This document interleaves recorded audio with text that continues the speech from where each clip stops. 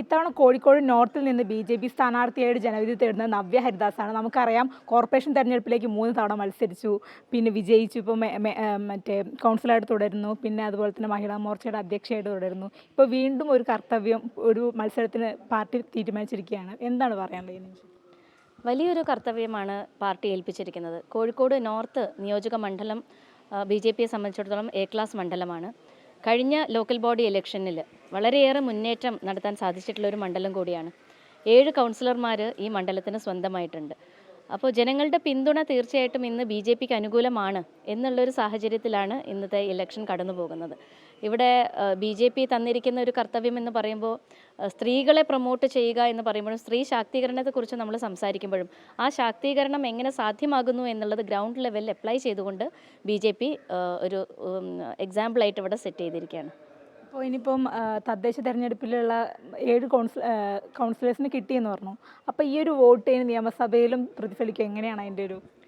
തീർച്ചയായിട്ടും 7 കൗൺസിലേഴ്സിനെ ലഭിച്ചു എന്ന് പറയുമ്പോൾ ജനങ്ങളുടെ പിന്തുണ, ഒരു മാറ്റം ജനങ്ങൾ ആഗ്രഹിക്കുന്നുണ്ട് എന്നുള്ളത് തന്നെയാണ്.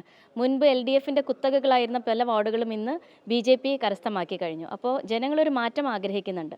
ആ മാറ്റം സാധിക്കുന്നതും ഇപ്പോൾ നമ്മുടെ തിരുവനന്തപുരത്ത് കഴിഞ്ഞ ലോക്കൽ ബോഡി ഇലക്ഷനിൽ അവിടെ ബി.ജെ.പിയുടെ മേയറും ഡെപ്യൂട്ടി മേയറേയും വാർത്തെടുക്കാൻ ബി.ജെ.പിക്ക് സാധിച്ചു. അപ്പോൾ ബി.ജെ.പി അധികാരത്തിൽ എത്തും എന്നുള്ളൊരു സാഹചര്യം ഉണ്ടെങ്കിൽ മറ്റെപ്പോഴും നമ്മൾ ഇരുമുന്നണികളെക്കുറിച്ചാണ് ചർച്ച ചെയ്തിട്ടുള്ളത്. അപ്പോൾ മൂന്നാമതൊരു മുന്നണി ഉണ്ടെങ്കിൽ തീർച്ചയായിട്ടും അതിനെ സപ്പോർട്ട് ചെയ്യാൻ ജനങ്ങൾ തയ്യാറാണ്. കാരണം വികസനം മാത്രമാണ് ഞങ്ങൾ മുൻപോട്ട് വെച്ചുകൊണ്ട് പോകുന്നത്. ആ വികസനത്തിനോടൊപ്പം ചേർന്ന് നിന്നുകൊണ്ട് നമ്മുടെ നാടിൻ്റെ വികസനം യാഥാർത്ഥ്യമാക്കുക എന്ന സ്വപ്നം സാക്ഷാത്കരിക്കാൻ തീർച്ചയായിട്ടും ജനങ്ങളുടെ പിന്തുണ ഞങ്ങൾക്കുണ്ടാവും എന്നാണ് ഞങ്ങളുടെ വിശ്വാസം. UDF അടക്കമുള്ള കക്ഷികൾ ജമാഅത്തെ ഇസ്ലാമി പോലുള്ള സംഘടനകളെ കൂട്ടുപിടിക്കുന്നൊരു സംഭവം കണ്ടു നമ്മൾ. അപ്പോൾ ബി.ജെ.പിക്ക് ഈ വിഷയത്തിൽ എന്താ പറയുക?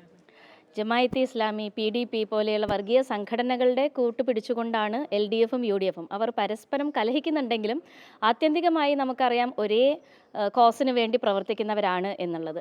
അത് മറ്റു പല ഭാഗങ്ങളിലും ബി.ജെ.പിക്ക് ഒരു ജയസാധ്യത വരുമ്പോൾ ബി.ജെ.പിയെ തോൽപ്പിക്കണം എന്നുള്ളതിൻ്റെ അടിസ്ഥാനത്തിൽ 2 കൂട്ടരും LDFും UDFും ഒത്തുചേർന്നുകൊണ്ട് ഉള്ള ഇലക്ഷൻ പ്രവർത്തനം മറ്റു പല വാർഡുകളിലും കഴിഞ്ഞ ലോക്കൽ ബോഡി ഇലക്ഷനിലും നമ്മൾ കണ്ടിട്ടുള്ളതാണ്.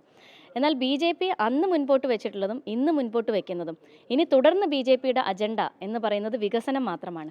അത് നമ്മുടെ കോഴിക്കോട് നോർത്ത് മണ്ഡലത്തിൽ കാലങ്ങളായിട്ട് ജനങ്ങൾ ആഗ്രഹിക്കുന്ന സാധനങ്ങൾ, കാലങ്ങളായിട്ട് നമ്മുടെ പ്രകടന പത്രികയിൽ മാത്രം ഒതുങ്ങി നിൽക്കുന്ന പല കാര്യങ്ങളും അത് പ്രാവർത്തികമാക്കണമെന്നുണ്ടെങ്കിൽ ഭാരതീയ ജനതാ പാർട്ടിയുടെ ഒരു പ്രതിനിധി അവർ കടന്നു വന്നേ മതിയാകൂ എന്നുള്ളൊരു സാഹചര്യമാണ് ഇന്ന്. കേന്ദ്രത്തിൽ അതിൻ്റെ മാറ്റങ്ങൾ കണ്ടു തുടങ്ങി. നമ്മുടെ ഭാരതമൊട്ടാകെ വികസിത ഭാരതത്തിലേക്കുള്ള ഒരു കുതിപ്പിലാണിപ്പോൾ. ആ കുതിപ്പിന് ഒപ്പം എത്താൻ കേരളത്തിന് സാധിക്കുന്നില്ല. അത് സാധ്യമാവാൻ വേണ്ടി വികസിത കേരളം യാഥാർത്ഥ്യമാക്കുന്നതിന് വേണ്ടിയാണ് ഇത്തവണ ബി.ജെ.പി സ്ഥാനാർത്ഥികൾ മത്സരിക്കുന്നത്.